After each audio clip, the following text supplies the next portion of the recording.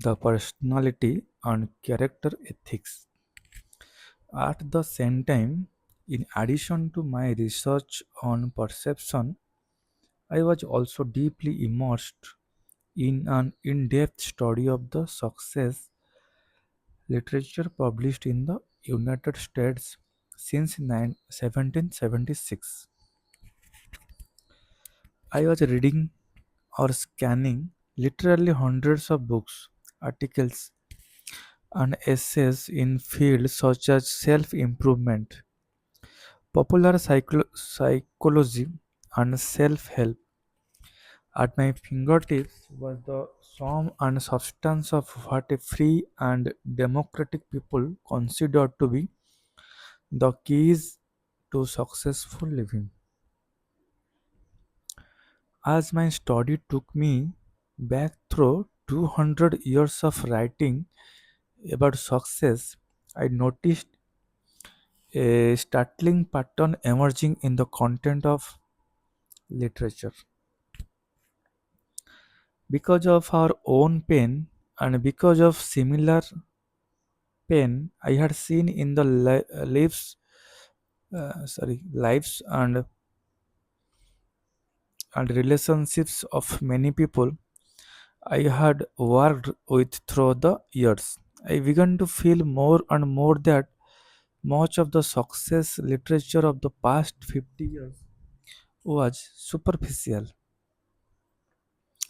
It was filled with social image consciousness, techniques, and quick fixes, with social band-aids and aspirin that addressed quick fixes, with social image consciousness techniques and quick fixes, with social band-aids and aspirin that addressed acute problems and sometimes even appeared to solve them temporarily, but let the underlying chronic problems untouched to fester and resurface time and again.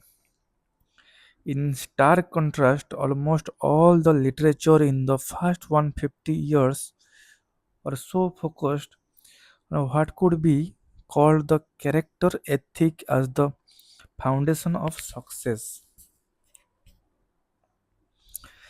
Things like integrity, humility, fidelity, temperance, courage, justice, patience, industry, simplicity, modesty, and the golden rule. Benjamin Franklin's autobiography is representative of that literature. It is basically the story of one man's effort to integrate certain principles and habits deep within his nature.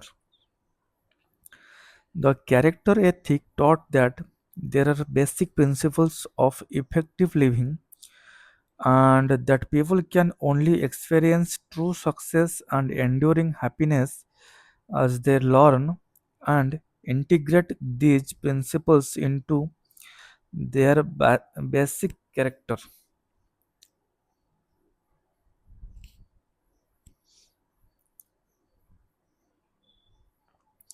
But shortly after World War I, the basic view of success shifted from the character ethic to what we might call the personality personality ethic.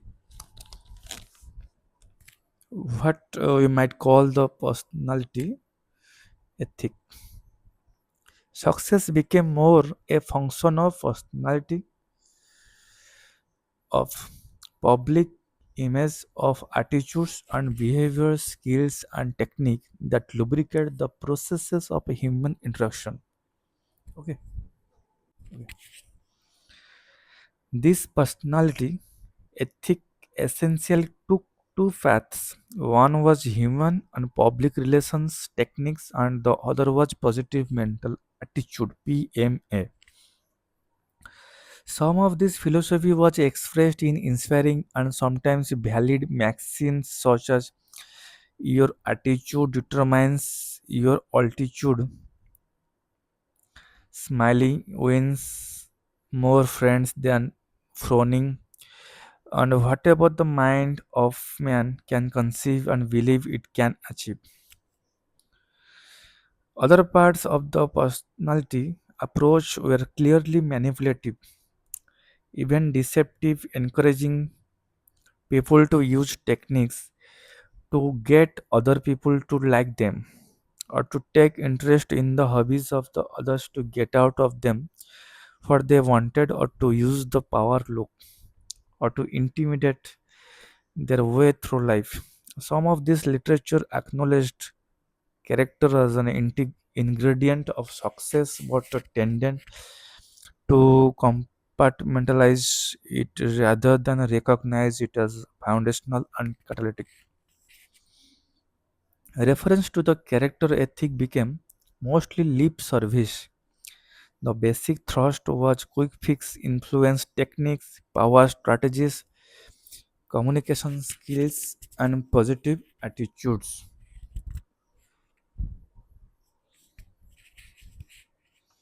This personality ethic I began to realize was the subconscious source of the solutions Sandra and I were attempting to use with our son.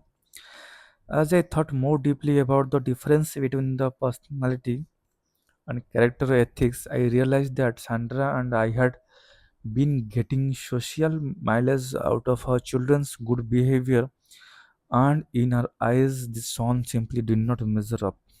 Our image of ourselves and our role as good, caring parents was ever deeper than our image of her son, and perhaps influenced it.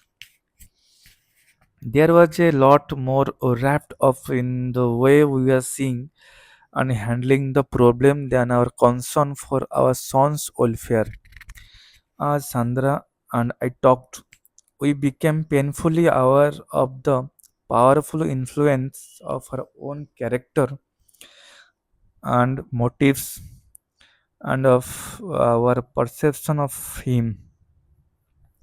We knew that social comparison motives were out of harmony with our deeper values and could lead to conditional love and eventually to our son's lessened sense of self worth. So, determined to focus our efforts on us, not on our techniques, but on our deepest motives and our perception of Him. Instead of trying to change Him, we tried to stand apart, to separate us from Him, and to sense His identity, individuality, separateness, and worth. Through deep thought and the exercise of faith and prayer,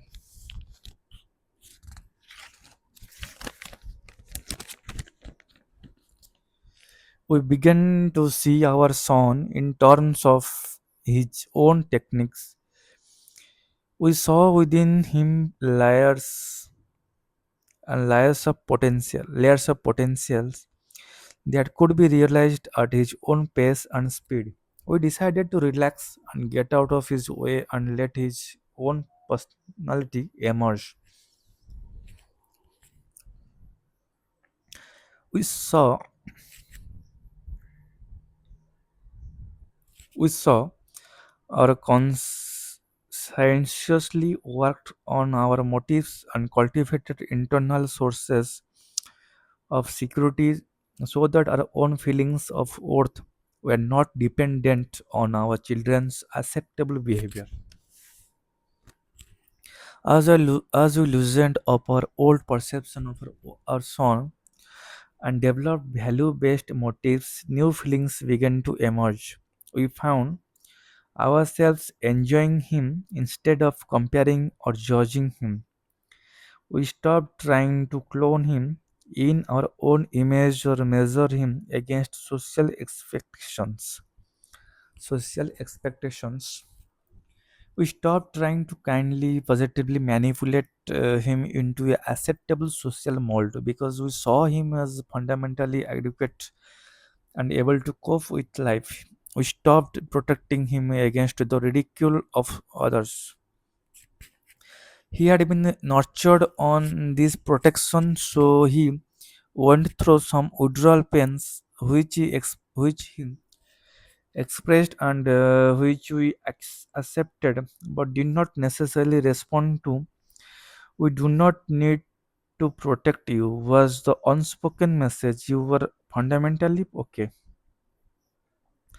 As the weeks and the months passed, he began to feel a quiet confidence and affirmed himself. He began to blossom at his own pace and speed. He became outstanding as measured by standard social criteria, academically, socially, and athletically at a rapid clip. For beyond the so called natural developmental process, as the years passed, he was elected to several student body leadership positions, developed into an all-state athlete, and started bringing home straight report cards. He developed an engaging and guileless personality that has enabled him to relate in non-threatening ways to all kinds of people. Sandra and I believe that our son's socially impressive accomplishments were more a serendipitous expression of the feelings he had about himself than merely a response to social reward. This was an amazing experience for Sandra and me, and a very instructional one in dealing with our other children and in other roles as well.